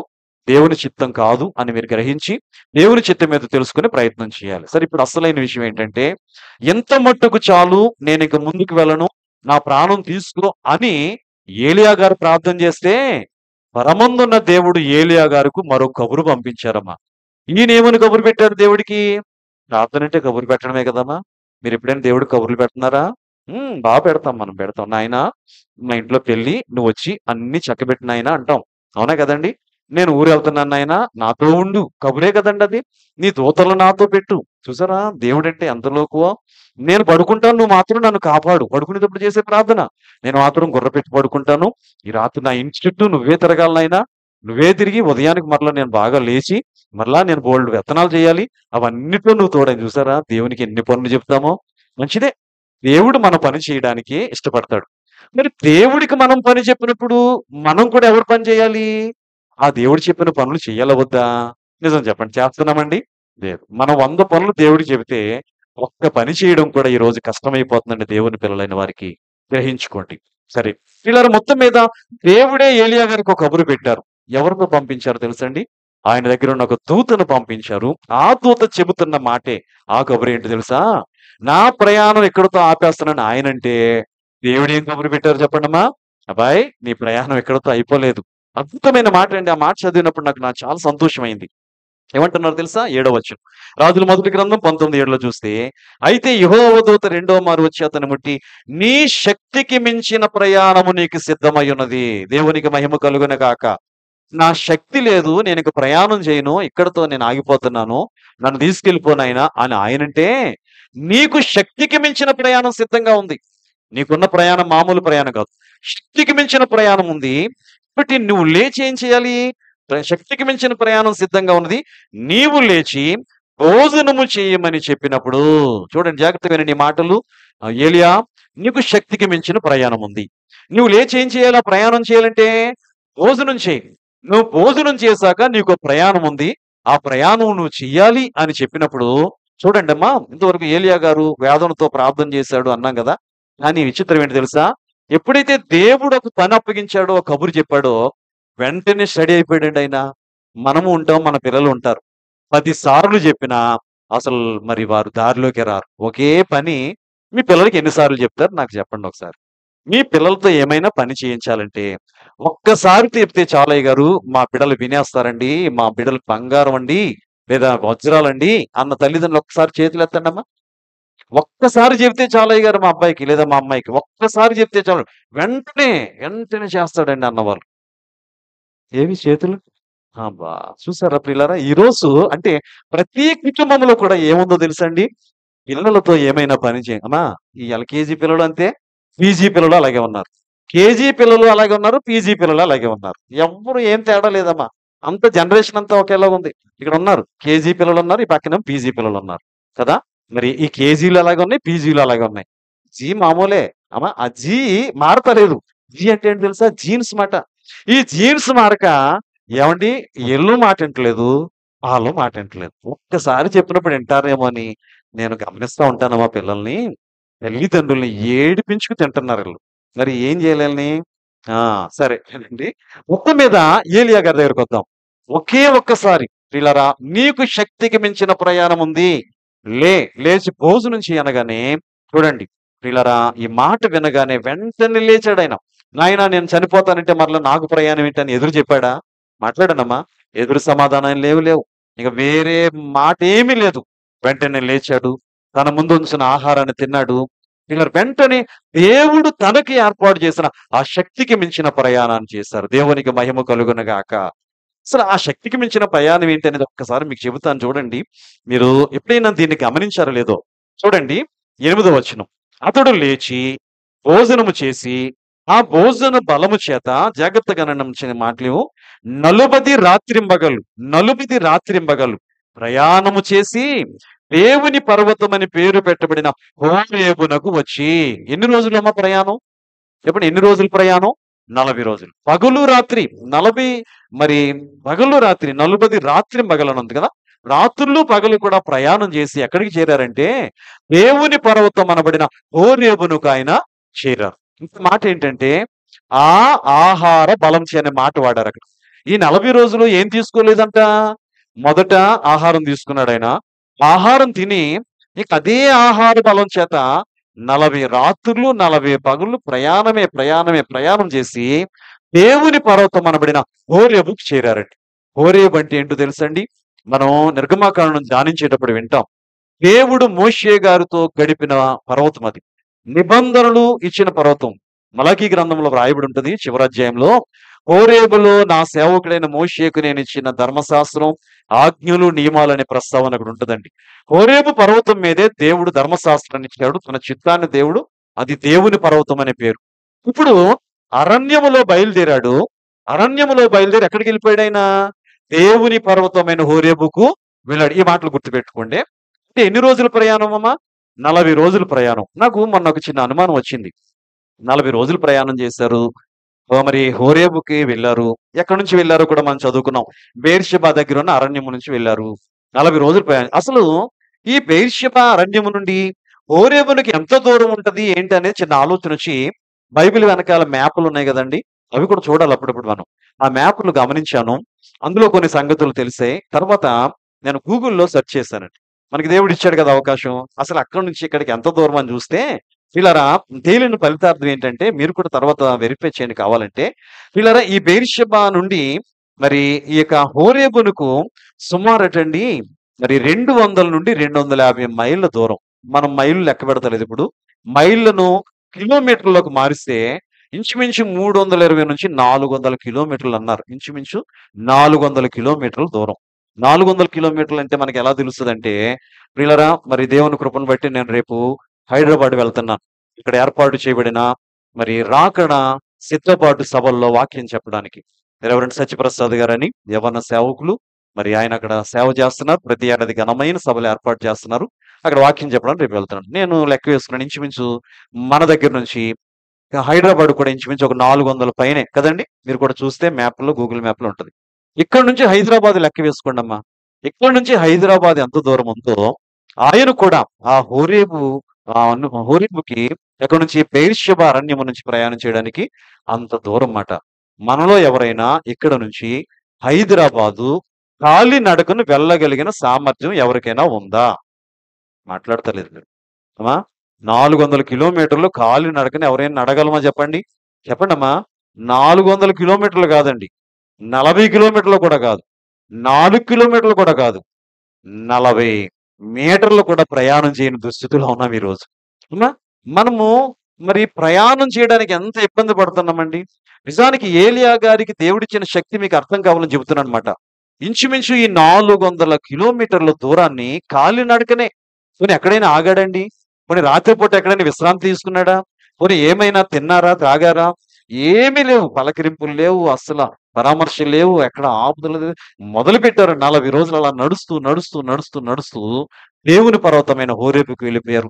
ఇదే శక్తికి మించిన ప్రయాణం. అవునా కాదా చెప్పండి?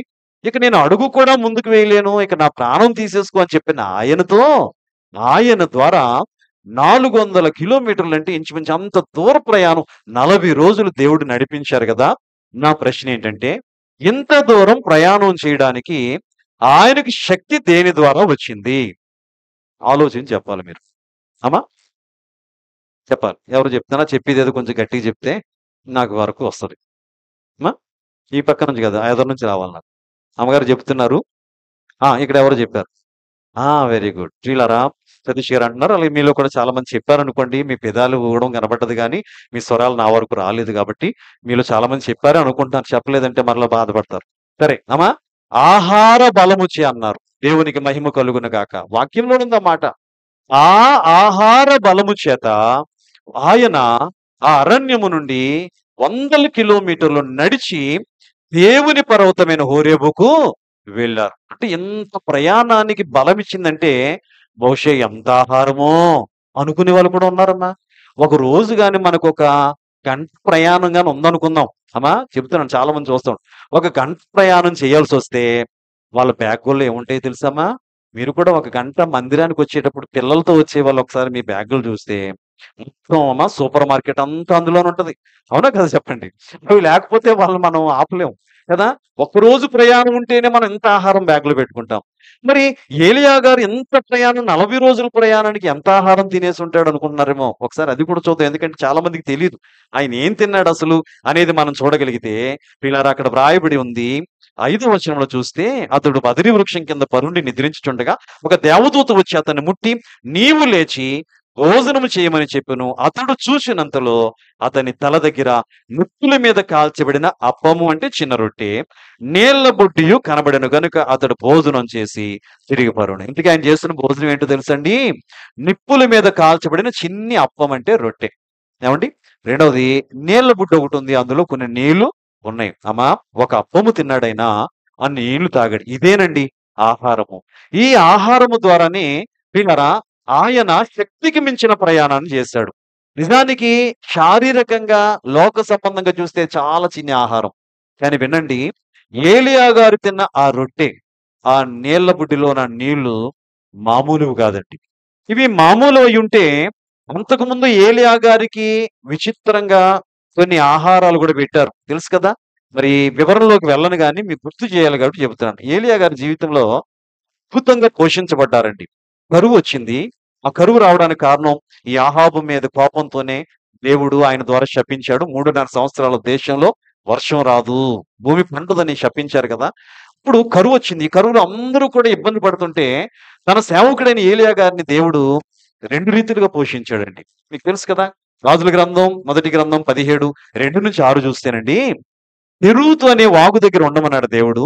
ఆ వాగులో నీళ్లు తాగుతూ ఆహారం నేను పంపిస్తానన్నారు. ఏలియా గారికి ఎవరు తెచ్చారో తెలుసా ఆహారము? పిల్లరా, ఆహారము కనబడితే ఎత్తుకుపోయే పక్షులు కొన్ని ఉన్నాయి. మన చుట్టూనే ఉంటాయి ఎక్కువ. ఇక అవి వచ్చాయి అంటే కట్టబట్టు కూర్చుంటాం.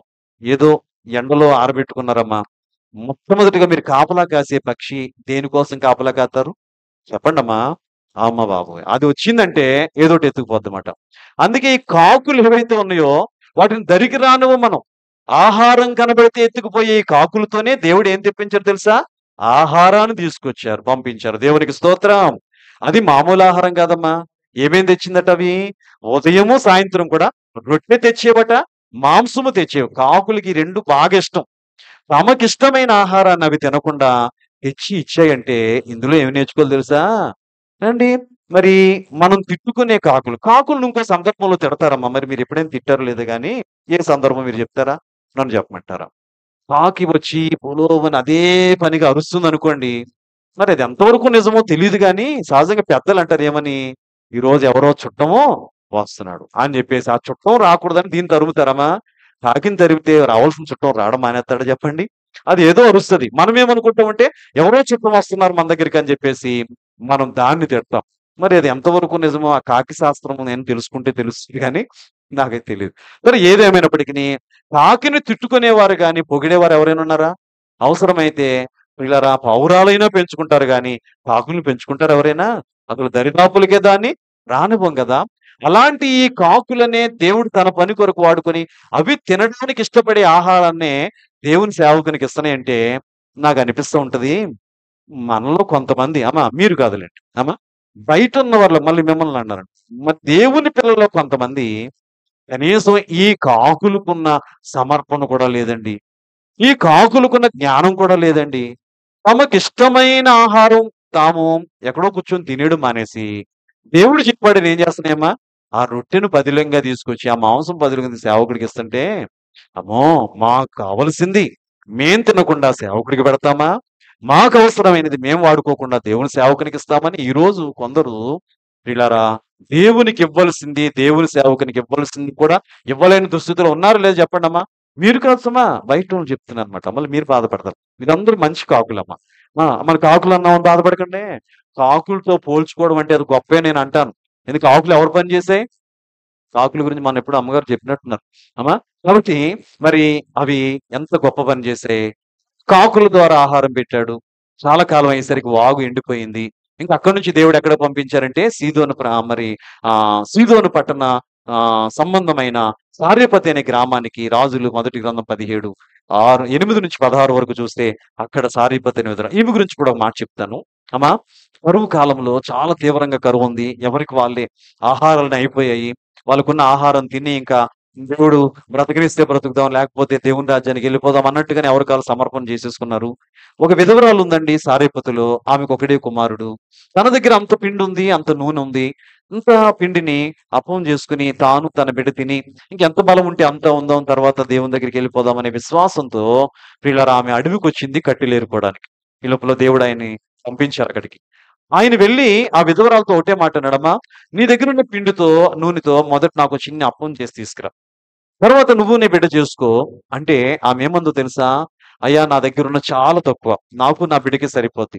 నీకిస్తే మేము పస్తులుండాలి. అసలే కరువులో ఉన్నాం. ఇప్పటికే చాలా బలహీనతలో ఉన్నాం. ఎలాగంటే ప్రవక్త దేవుని చిత్తాన్ని చెప్పారు. ఇలా చూడండి. ప్రవక్త చెప్పిందేంటో తెలుసా? దేవుని చిత్తం. ఏంటి దేవుని చిత్తం అమ్మా? నువ్వు గాని చేస్తే ఈ కరువు కాలంలో నీ తొట్టిల్లో ఉన్న పిండి కరిగిపోదు. బుడ్డిలో ఉన్న నూనె అయిపోదు అని చెప్పినప్పుడు మనమైతే ఏం చేస్తాం చెప్పండి? ఉదాహరణకమ్మా మనకి అలాంటి కరువే వచ్చింది. మీ దగ్గర అంతే పిండుంది. అంతే నూనుంది. ఈ లోపల నేనొచ్చాను మీ ఇంటికి. వచ్చి "అమ్మా ఏముంది ఇంట్లో" అంటే, "అయ్యా అంత పిండుంది, అంత నూనుందన్నారు." ముందు నాకొక దోస అందాం. అప్పాలు లేవు కదా! ఓ దోస చేసి తీసుకురా. మరి దేవుడు నిన్ను దీవించడమ్మా, నీ బిడ్డకి, నీ కుటుంబానికి ఏ కొదువ లేకుండా చేస్తాడంటే, మీలో ఎంతమంది నమ్ముతారు? నాకు చెప్పాలి ఈరోజు. మీరేమనుకుంటారో తెలుసా? మీరు కాదులే బయటోళ్ళు మళ్ళీ మిమ్మల్ని బయటోళ్ళు ఏమనుకుంటారంటే, అయ్యగారు ఈరోజు పబ్బం గడపడానికి, ఆయన కడుపు నిండడానికి, మా కడుపులు కొట్టడానికొచ్చారు అంటారా లేదా చెప్పండమ్మా? ఈయన అవసరం తీరడానికి చూసావా ఎంత మాట చెప్తున్నాడో? తొట్టిలో పిండి అవదా? గుడ్డులో నూనె అవదా? ఎంత గొప్ప మాట చెప్తున్నాడు అని చెప్పి తిట్టుకుంటారా లేదమ్మా? పైకి నవ్వినా పైకి నవ్వినా తిట్టుకుంటామా లేదా? కానీ విశ్వాసం ఏంటో తెలుసండి? ఆ సారెపతి విధవరాలు మొదట చెప్పింది, అభ్యంతరం చెప్పింది. దేవుని మాట ప్రవక్త నోట అన్నట్టుగా దేవుని చిత్తాన్ని ఆయన చెప్పిన వెంటనే, వెంటనే వెళ్ళిందండి. చక్కగా అప్పం చేసి తెచ్చిపెట్టిందండి. ఆయన తిన్నారండి, దీవించారండి. అద్భుతం ఏంటో తెలుసా? ఆ తొట్టిలో ఉన్న మరి పిండి ఎంత తీస్తుంటే అంత వస్తానే ఉంది. ఆ బుడ్డిలో నూనె ఎంత వంపుతున్నా చెప్పండి, ఇంకా అలాగనే వస్తానే ఉంది. ఎంత సంతోషమండి! అద్భుతం కాదా? ఏలియా గారికి పెడుతుంది. ఆమె తింటుంది. ఆ బిడ్డకి పెడుతుంది. నిజానికి ఆమెకున్న దాతృత్వాన్ని బట్టి విశ్వాసం నేను చెబుతున్న మాట ఏంటంటే ఆలోచించి, తానే కాదు, తన బిడ్డే కాదు, ప్రవక్తకే కాదు, తనకు తెలిసిన తన బంధువులందరికీ పెట్టుంటారా లేదా చెప్పండి? మనమైతే ఏం చేస్తామో తెలుసా? ఆ పిండంతా బస్తాలు మన దగ్గర ఉంటాయి కదండీ పాత బస్తాలు, సిమెంట్ బస్తాల్లో కూడా ఏసేసి, ఇంటికి వెనకో దారి ఉంటది. ఆ దారి నుంచి షావుకారు దగ్గరికి వెళ్ళిపోద్దన్నమాట. సీసాలో ఆ నూనంతా వేసేసి వెళ్ళిపోద్ది. కానీ ఆమె అలా పంపలేదు గానీ, ఆమె చేసిన పనేంటో తెలుసా అండి? అందరికీ సహాయం చేసింది. కాబట్టి వినండి, దేవుడు ఏలీయా గారికి ఆహారం పెట్టిన విధానం చూస్తే కాకుల ద్వారా ఆహారం పెట్టాడు. ఒక విధవరాలు ద్వారా ఆహారం పెట్టాడు. ఇప్పుడు తెచ్చింది ఎవరు చెప్పండి నాకు అసలు విషయం? ఇప్పుడు ఆహారం తెచ్చింది ఎవరు? సాక్షాత్తు పరలోకానికి చెందిన దేవదూత తీసుకొచ్చి ఆ ఏలీయా గారికి ఆహారం పెట్టింది. పెడితే ఆ ఆహార బలము చేత చెప్పండమ్మా 40 రోజులు ఆయన ప్రయాణం చేసి దేవుని పర్వతమైన హోరేబుకు నిజానికి పెట్టింది అంత అప్పమే, అన్ని నీళ్ళే. ఇవి ఆత్మ సంబంధమైన ఆహారం తెచ్చింది ఎవరు చెప్పండి? ఆయన లేచేసరికే సిద్ధంగా ఉంది నిప్పుల మీద. ఆయన లేచేసరి నిజానికి ఆయన ఆయన తెచ్చుకోలేదు కూడా. ఆయన లేచేసరికి అక్కడ ఆహారం ఉంది, దేవదూత ఉన్నారు. ఇలా తిన్నాడు బలంగా, మరి ప్రయాణం చేసి దేవుని పర్వతానికి చేరాడు. ఒక్కసారి మన దగ్గరికి వచ్చేద్దాం ముగింపులో. అమ్మా, ఈరోజు నేను చెబుతున్నాను, మన జీవితానికి ఇది ఎలా సాదృశ్యం చెబుతున్నాను వినండి. మన జీవితంలో కూడా ఏమైనా శక్తికి మించిన ప్రయాణం ఏదైనా ఉందా? ఆలోచించి చెప్పండి. మన జీవితానికి శక్తికి మించిన ప్రయాణాలు ఏమైనా ఉన్నాయా? ఆలోచించండి. అమ్మా, దేవుడు మనకి పెట్టిన ప్రయాణాలు చాలా. మనలో చాలా మంది ప్రతిరోజు ప్రయాణాలు చేసేవాళ్ళు ఉన్నారు. వారానికి ఒకసారి ప్రయాణం చేసే ఉన్నారు. నెలకొకసారి, సంవత్సరానికి ఒకసారి. అసలు ఏ ప్రయాణం లేని వారంటే ఎవరూ లేరు. ఏమండి? ఎందుకంటే ఇప్పుడు మందిరంలో మీరందరూ కూడా కనీసం మీ ఇంటి దగ్గర నుంచి దేవుని ఇంటికి ప్రయాణం చేశారు కదా! ఇది ఒక ప్రయాణమే కదా! ఏవండి? ప్రియులారా వినండి. వీటన్నిటికంటే శక్తికి మించిన ప్రయాణం ఒకటైతే మన కొరకు సిద్ధంగా ఉంది. అమ్మా, ఏంటి చెప్పండది? అమ్మా మన ఇంటి నుంచి దేవుని ఇంటికి వెళ్ళవలసిన రెండవ రాకడ ప్రయాణం. నమ్మితే దేవునికి వందనాలు తెలియచేయండి. మరణాత. పిల్లలు మనందరికీ దేవుడు నిర్ణయించిన, సిద్ధపరిచిన శక్తికి మించిన ప్రయాణం ఏంటో తెలుసండి? ఈ మన ఇల్లు అనబడిన ఈ భూమి మీద నుండి దేవుని ఇల్లు అనబడిన పరలోకానికి వెళ్ళాలి. అది ఎప్పుడనేది మనకి తెలియదు. అయితే ఉంది. ప్రయాణం ఎప్పుడో తెలియదు. కానీ ఉంది. మనకి కూడా ఒక్కొక్కసారండి అనుకోకుండా కొన్ని ప్రయాణాలు వస్తూ ఉంటాయి. మనం అనుకుంటాం ఈ రోజు ఖాళీయే కదా!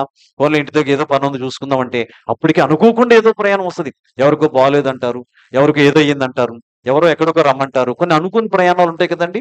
అలాగనే నేనంటున్నాను, మనకి ప్రయాణం ఉందని తెలుసు. అది ఎప్పుడో తెలీదు. మత్తయి సువార్త 25:13లో ఉంటుంది. ఆ దినమైనను, ఆ గడియైనను మీకు తెలియదు గనుక మీరు మెలకువ కలిగి సిద్ధంగా ఉండండి అన్నారు. కనుక ప్రయాణం అయితే ఉందండి.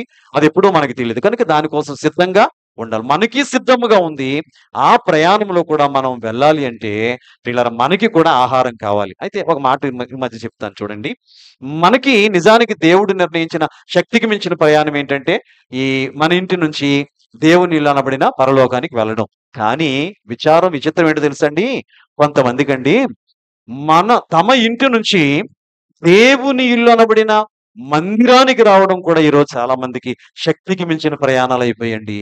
ఆలోచన చేయండి. ఎందుకు చెప్తున్నాను ఈ మాట? జాగ్రత్త వినండి. వారానికి ఒక్కసారి మన ఇంటి నుండి దేవుని ఇంటికి రావడానికి కూడా ఈ రోజుల్లో దేవుని పిల్లలకి చాలా మందికి ఏమైపోయిందో తెలుసండి?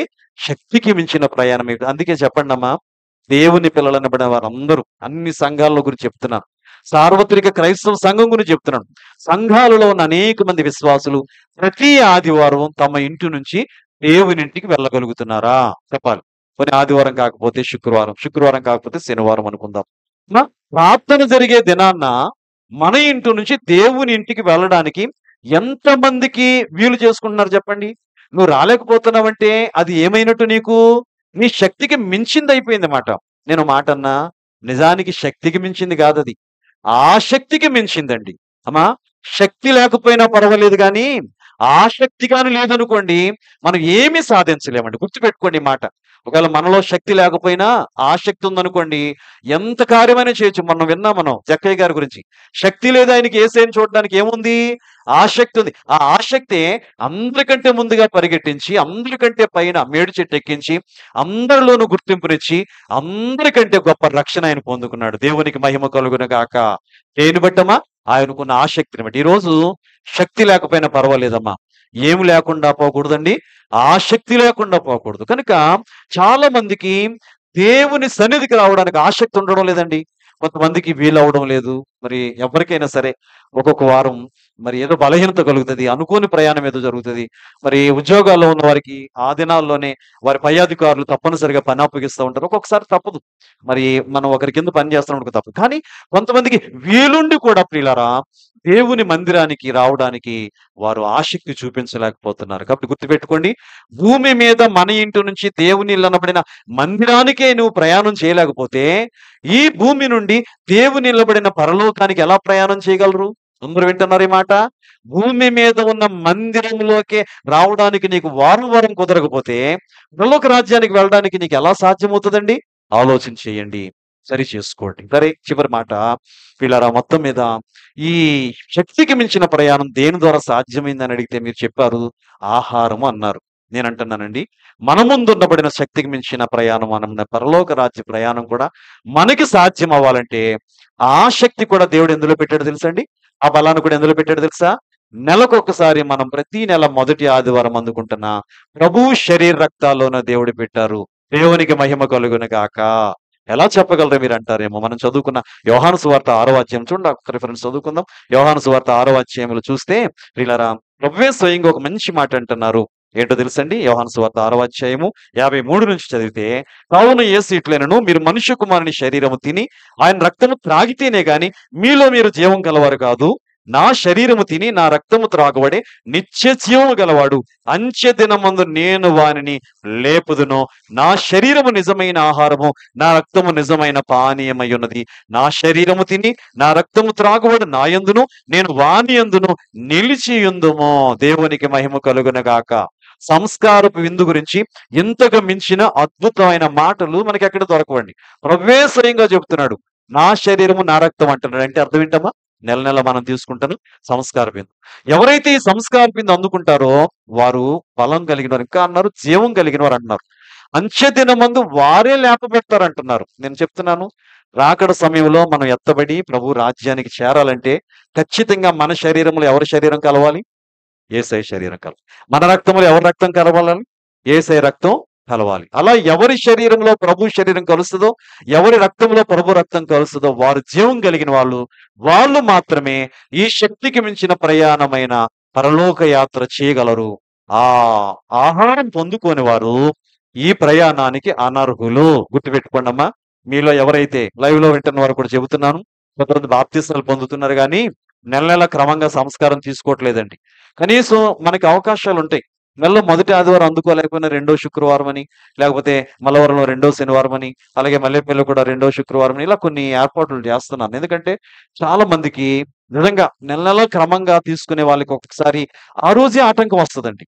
చాలా బాధపడతారు, అయ్యయ్యో మేము సంస్కారం మీద అందుకోలేకపోయాం, మరి అవకాశం ఉంటే బాగుంది అనుకుంటారు. అందుకే అలాంటి వారి కోసం రెండో అవకాశం సహజంగా మన బైబిల్ మిషన్ లో ఏమండి శాలలో ఉన్నవారు ఈ అవకాశం ఇస్తా ఉంటారు. సరే, మనకి రెండు అవకాశాలు ఉన్నాయి. ఇప్పుడు చెప్పండి, మనలోనికి ప్రతి నెల క్రమముగా ప్రభు శరీరము రక్తము రాకపోతే మనలో ఏమి లేనట్టమ్మా? యేసయ్య మాటను బట్టి జీవము లేనట్టే. జీవము లేకపోతే దేవునితో ఉండగలమా చెప్పండి యుగ యుగాలు? కాబట్టి గుర్తుపెట్టుకోండి, మనలో జీవము కలుగు చేసేది ప్రభు శరీర రక్తాలే. కాబట్టి ఈ రోజు ఎంత ధన్యులమంటే, ఆ రోజు ఏలియా గారిని దేవుడు శక్తికి మించిన ప్రయాణం చేయించి, ఇలా చూడండి, అరణ్యము నుండి హోరేబుకు వెళ్ళారు, అరణ్యము నుండి దేవుని పర్వతానికి వెళ్ళాడు. మనం కూడా ఎక్కడి నుంచి ఎక్కడికి వెళ్తున్నాం తెలుసండి? నాకు చెప్పండి. ఈ లోకం కూడా ఎలాంటిదమ్మా? మనం జీవిస్తున్న లోకం కూడా అరణ్యం లాంటిదే. అరణ్యం అంటే ఎన్నో ప్రమాదాలు కదమ్మా. అరణ్యములు ఏముంటాయి చెప్పండి అమ్మా ఒకసారి? అరణ్యములు ఏముంటాయి చెప్పండి అమ్మా? ఫాస్ట్ ఫుడ్ సెంటర్లు ఉంటాయా? మనం తినడానికి ఏముండవు, మనల్ని తినేసి ఉంటాయి అమ్మా. అరణ్యంలో మనం తినడానికి ఏముండవు అమ్మా, మనల్ని తినేసి తిరుగుతూ ఉంటాయి. కాబట్టి అరణ్యములో అన్ని ఉంటాయి అనుకుంటున్నారేమో. అరణ్యం కాదు, నిజానికి దేవుని పిల్లల్ని దేవుడు పోషించాడంటే అమ్మా, ఏమీ ఉండని అరణ్యంలో మన్నాను పెట్టారమ్మా. దేవునికి స్తోత్రం. పూరేలను పెట్టాడండి ఆయన. కానీ ఎంత తిని కూడా వాళ్ళు ఏం చేశారట? తిరుగుబాటు చేశారు. నేను అంటున్నాను, ఈ లోకం కూడా అలాంటి అరణ్యం లాంటిదే. అరణ్యం లాంటి ఈ లోకం నుండి మనం వెళ్లాల్సింది ఎక్కడికమ్మా? హోరేబు అనబడిన పరలోక రాజ్యం కూడా ఒక హోరేబు. ఎందుకంటే మాటి మాటికి దేవుడు మోషే గారితో మాట్లాడడానికి ఏ పర్వతం మీదకి వచ్చేసేవారండి? హోరేబు సీనాయి ఒకటే అమ్మా.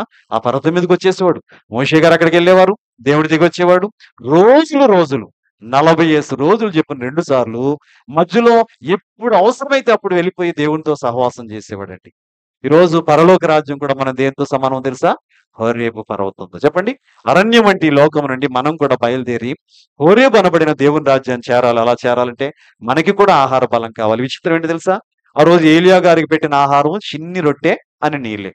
నెల నెల మనకి జీవాహారము ప్రభు శరీర రక్తాలని దైవజనుల ద్వారా మనకి పెట్టే ఆహారం కూడా అమ్మా చెప్పండి, నెల రోజులకి సరిపడేది దీవెనిది. నెల రోజులకు సరిపడే ఆహారం అంటే ఎంత ఉండాలి చెప్పండి అమ్మా? కనీసం నెల రోజులు సరిపడేది అంతే, ఎంత ఉండాలి చెప్పండి? అంత ఉండాలా? కానీ ఎంత తింటాం చెప్పండి? దైవజనులు మన చేతిలో పెట్టే రొట్టె ఇంతే, దైవజనులు మన చేతిలో పెట్టే ఆ ద్రాక్షరసం చెప్పండి ఇంత. ఆహారంలో అంత బలాన్ని దాచిపెట్టాడు. దేవునికి మహిమ కలుగును గాక. మరి చివరి మాట ఏంటి తెలుసా? ఏలియా గారికి ఆ ఆహారం పెట్టింది ఎవరు? ఎవరు పెట్టారు అక్కడ? చేతికిచ్చింది ఎవరు? కదా! మరి దేవుడు ఇవ్వచ్చు నేరుగా, కానీ ఒక దేవదూతను పంపించి ఇచ్చాడు. ఈరోజు మనకి ఈ విలువైన ఆహారాన్ని కూడా మన చేతులకు అందిస్తుంది ఎవరు అమ్మా? ప్రభు శరీరాలు అవి, దైవజన శరీరాలు కాదు, శరీర రక్తం కాదు. ఇవి చూడండి, నేను అంటున్నాను, ఏలియా గారికి దేవునికి మధ్యవర్తి ఒకరు ఉన్నారు అక్కడ. ఎవరైనా దేవదూత కదా, దేవదూత మధ్యవర్తిగా ఉండి దేవుడిచ్చిన ఆహారాన్ని తీసుకొచ్చి ఏలియా గారికి ఇచ్చారు, బలపరిచారు, ప్రయాణం చేశారు. ఈరోజు దేవునికి మనకి లేదా మీకు మధ్యన కూడా ఒక మధ్యవర్తిని పెట్టాడు దేవుడు. ఎవరు ఆ మధ్యవర్తి? యాజకుడు. మరి గమనించండి, మలాకీ గ్రంథం 2:7 ఉంటది, యాజకులు సైన్యములకు అధిపతియగు యెహోవా యొక్క దూతలు అనే మాట ఉందండి. ఆ రోజు దూత ఎలాగైతే ఏలియా గారికి ఆహారం పెట్టారో, ఈ రోజు యాజకులను పెట్టిన దేవుని దూతలు కూడా నెల నెల సంస్కార పిందనే ఆహారం మీ చేతులకు ఇస్తున్నారు. ఇంకో మాట చెప్పనండి, ప్రతి వారము కూడా మరొక ఆహారం, అది జీవాహారమే. ఏంటో తెలుసా? అది దేవుని వాక్యం. దేవుని వాక్యం అనే ఆహారం కూడా యాజకులు మీకు అందిస్తూ ఉంటే ఎంత ధన్యతగా భావించాలండి అది. ఆదివారం వచ్చేసరికి మీకు ఏ ఆసక్తి ఉండాలో తెలుసా? నా దేవుడు ఈ రోజు నా దైవజన ద్వారా ఏ ఆత్మీయ ఆహారం నాకు ఇస్తారో అనే ఆసక్తి ఉండాలి మీకు. మొదటి ఆదివారం వచ్చేసరికి నా దేవుడు నా దైవజన ద్వారా తన శరీర రక్తాలు ఇస్తారు గనక వెళ్ళాలి. అందుకే అయ్యగారు రాశారు, సంస్కార బిందుకి ఎలా రావాలటండి? ఆ చరణం పాడుకుని ముగించేసుకుందాం. ప్రభు సంస్కారపు విందు, ప్రభు సంస్కారపు విందు, పరగెత్తుకొని రండి, ప్రభువే మన విందు, ప్రభువు జతకి దేశం సంస్కార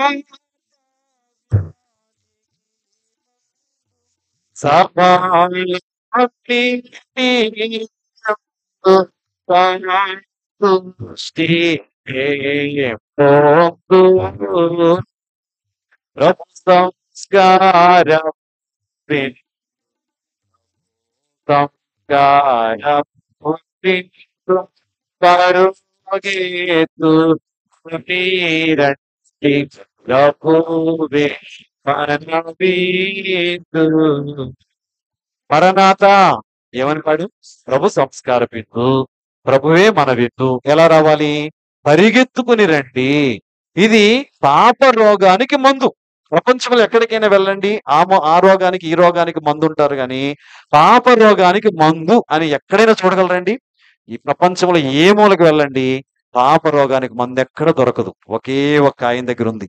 పాప రోగానికి మందు ఇవ్వగలిగిన ఆ పరమ వైద్యుడు ఎవరంటే, ఏ పాపము కూడా తన జీవితంలో లేనివాడు, నాలో పాపమనుదని మీలో ఎవరు స్థాపింపగలని సవాలు చేసిన ఏకైక పరిశుద్ధుడైన యేసయ్య దగ్గర మాత్రమే ఆ మందు ఉంది.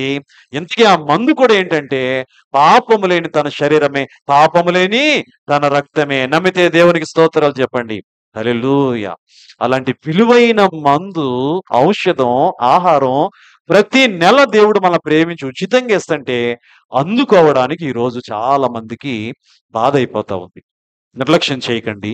ఒక రోజు వస్తది, ఈ విందు విలువ ఏంటో తెలిసే రోజు వస్తది. ఆ విలువ తెలిసేసరికి మనం ఆ విందు యొక్క బలం పొందుకోకపోతే ఏడవవలసి వస్తది. అలాంటి దుస్థితి మనకు వద్దండి. క్రమంగా అందుకుందాం. ఏలియా 40 రోజులే ప్రయాణం. మనకి చెప్పండమ్మా, నెలలు అవ్వచ్చు, సంవత్సరాలు అవ్వచ్చు, ఎంతైనా అవ్వచ్చు. ఇప్పుడు భూమి మీద నుండి పరలోకం మనం వెళ్ళడానికి ఎంతకాలం పడుతుందో, అయితే ఈ క్షణంలోనే అవ్వచ్చు, లేకపోతే రేపే అవ్వచ్చు, లేకపోతే దేవుని చిత్తం. కాబట్టి ఎంతకాలం మనకి తెలియదు, కానీ ఎప్పటికైనా ప్రయాణం అయితే ఉందండి. ఆ ప్రయాణానికి బలం ఇచ్చేది ఆయన శరీర రక్తాలు. చిన్నదే రొట్టె, కొంచెమే రసం. నిర్లక్ష్యం చేయకండి. ఆ రోజు దూత ఇచ్చినట్టు ఈ రోజు యాజకులు అనబడిన దూతలు మన చేతులు పెడుతున్నారు. కృతజ్ఞత కలిగి తీసుకుందాం. పిల్లరా, మరి ప్రార్థనాపూర్వకంగా అందుకుందాం. ఆయనిచ్చే ఆ మహిమ జీవితం, జీవాన్ని పొందుకొని జీవరాజ్య వారసులం అవుదాం. అట్టి ధన్యత తండ్రి వాక్యం ద్వారా మనందరికీ దయచేయను గాక. ఆమేన్. ఒకసారి లేచి నిలబడండి, చిన్న ప్రార్థన చేసుకుందాం. త్రియేక దేవుడవైన మా తండ్రి, నీ పరిశుద్ధ నామానికి వందనాలు చెల్లిస్తున్నామయ్యా. నిజమే దేవా, ఎంత గొప్ప దేవుడు తండ్రి. అలనాడు నా జీవితం ఎంత మట్టుకు చాలయ్యా. నేను ఇంక ముందుకు వెళ్ళే నా పితరుల కంటే నేను గొప్పవాణ్ణి కాదు. నాకు మరణం దయచేయి తండ్రి, నా ప్రాణం తీసుకొని ప్రార్థన చేసిన రోషం కలిగిన ప్రవక్త, నాయన గొప్ప అగ్నిని కురిపించిన ప్రవక్త కూడా ఒకరోజు తనకు ఎదురైన సమస్యలో కృంగిపోయాడు నాయన. నాయన తాను మరణాన్ని కోరుకున్నాడు, కానీ మరణం ఇవ్వలేదు మీరు. వెంటనే దూతను పంపించారు, అద్భుతమైన ఆహారం పెట్టి, శక్తికి మించిన ప్రయాణానికి సిద్ధంగా ఉంది, లేచి భోజనం చేసి బయలుదేరనగానే వెంటనే అంతవరకు నిరుత్సాహంతో ఉన్న ఆయన, అంతవరకు నిస్సహాయతలో ఉన్న ఆయన, అంతవరకు ఒంటరిగా ఉన్న ఆయన, ఇక మరణమే శరణము అనుకున్న ఆయన వెంటనే లేచారయ్యా. ఆహారము తిన్నారు తండ్రి. 40 రోజులు ఆగకుండా అరణ్యము నుండి దేవుని పర్వతం అనబడిన హోరేబునికి వెళ్ళి అక్కడ బస చేసి నీతో మాట్లాడిన మాటలు మేము వింటున్నాం దేవా. ఈరోజు మేము కూడా అరణ్యం వంటి లోకంలోనే ఉన్నాం తండ్రి. ఈ లోకము నుండి హోరేబు పర్వతం అనబడిన నీ రాజ్యానికి మేము చేరాలయ్యా. మా శక్తి కూడా చాలడం లేదయ్యా, మా బలం కూడా చాలడం లేదయ్యా. మాకెదురయ్యే శ్రమల్లో, మాకెదురయ్యే శోధనలో, మాకెదురయ్యే నిందల అవమానంలో చాలాసార్లు మేము కూడా అలాగే ప్రార్థిస్తున్నాం దేవా. ఇంత మట్టుకు చాలు నాయనా. ఇక ఈ శ్రమలు మేము తట్టుకోలేము, ఇక ఈ నిందలు మేము తట్టుకోలేము, ఈ కష్టాలు మేము తట్టుకోలేము, ఇక ముందుకు మేము సాగలేము, నీ రాజ్యానికి తీసుకెళ్ళిపో తండ్రి అని ప్రార్థించే నీ పిల్లలు అనేకులు ఉన్నారు ప్రవ్వా. ఈరోజు ఈ వాక్యం వారిని బలపరచాలి. ఈరోజు ఈ వాక్యం ప్రతిఫలముగా గొప్ప బహుమానం ఉందనే విషయం గ్రహించాలయ్యా. మరణమే లేకుండా అగ్ని రథాల మీద నీ రాజ్యానికి రావడానికి నువ్వు నిర్ణయిస్తే అందరిలాంటి మరణం ఆయన కోరుకున్నాడయ్యా. గ్రహించలేకపోయాడు ఆయన. ప్రతిఫలముగా కలగబోయే బహుమానం మీద దృష్టి పెట్టలేకపోయారు ఏలియా. అందుకే ఆయన గురించి యాకోబు పత్రిక 5లో మీరు రాయించారు, ఏలియా మన వంటి స్వభావం కలిగిన మనుష్యుడు అన్నారు. నిజమేనాయన, మానవ స్వభావం ఒక్కొక్కసారి మమ్మల్ని కృంగదీస్తుందయ్యా. మానవ స్వభావం తొలగించండి, మహిమ స్వభావం కలిగించిన మా తండ్రి గారు రాశారు, మనోవిచారము కూడదు నీకు, మహిమ తలంపు కావాలన్నారు. మనోవిచారంలోనే ఏలియా గారికి ఓ మహిమ తలంపు పుట్టించావయ్యా. ఈరోజు మాలో, మందిరంలో ఉన్న మా బిడ్డల్లో, లైవ్ లో వింటున్న మా బిడ్డల్లో ఎంతమందికి మనోవిచారాలు ఉన్నాయో ఆ మనోవిచారాలన్నీ తొలగించి మహిమ తలంపులు కలిగించి మహిమ రాజ్య వారసత్వము దయచేయమని. చిన్ని రొట్టె కొంచెం నీరు ఏలియా గారి 40 రోజులు పరిగెత్తించిందయ్యా. ఈరోజు మాకు పెడుతున్న చిన్ని రొట్టె అనబడిన నీ శరీరం, కొంచెం రసం అనబడిన నీ రక్తం ఈ 30 రోజులు కూడా మరలా నెల మొదటి ఆదివారం వరకు ఈ అరణ్యములో మేము ప్రయాణం చేయడానికి, నీ రాజ్య వారసత్వం పొందుకోవడానికి సహాయపడాలయ్యా. అట్టి భాగ్యం మాకు అనుగ్రహించి మేమెవ్వరము కూడా నీవు మాకిచ్చే శరీరక్తాలను నిర్లక్ష్యం చేయకుండా, జీవము కలిగించే ఆహారాన్ని మేము నిర్లక్ష్యం చేయకుండా ఈ ఆహారానికి విలువిచ్చే కృప ఇవ్వండి. కంటికి కొద్దిగా కనబడుతున్న ఈ ఆహారానికి విలువ ఇవ్వడం లేదు. కంటికి ఇంపుగా, కంటికినైనా గొప్పగా కనబడే ఆహారాలు వెనక్కి పరిగెడుతున్నారు ఈ రోజు నీ పిల్లలు అనబడిన వారు. మొదటి ఆదివారం సంస్కార విందుకు రాకుండా విందులు వినోదాలకు వెళ్లే బిడ్డలు కూడా ఉన్నారయ్యా. ఎంత విచారం. మహిమ కలిగిన ఆహారాన్ని వదిలేసుకుని మంటిపాలయ్యే మానవ ఆహారం కోసం పరిగెడుతున్న పిల్లలు ఈరోజు ఈ మాటలు వారిని గద్దించేలా చేయండి. ఈ మాటల ద్వారా వారు మనస్సు మార్చుకుని దిద్దుకుని నాయన సిద్ధపడే భాగ్యం మా బిడ్డలకు దయచేసి మహిమను పొందమని వాక్యమై మాతో మాట్లాడిన మంచి బోధకుడు, జీవాహారము నేనే సెలవిచ్చిన యేసు స్వామి పరిశుద్ధ నామములో వేడుకొనుచున్నాం మా పరమ తండ్రి. ఆమేన్, ఆమేన్, ఆమేన్. చూద్దామండి. సరే ప్రియులారా, మరి సరే అలా నిల్చుండండి. ఇంకా మన కార్యక్రమంలో భాగం కానుక సమర్పణ. ఇంతవరకు విలువైన వాక్యం దేవుడు అందించారు. సరి సమయమందు సందర్భానుసారమైన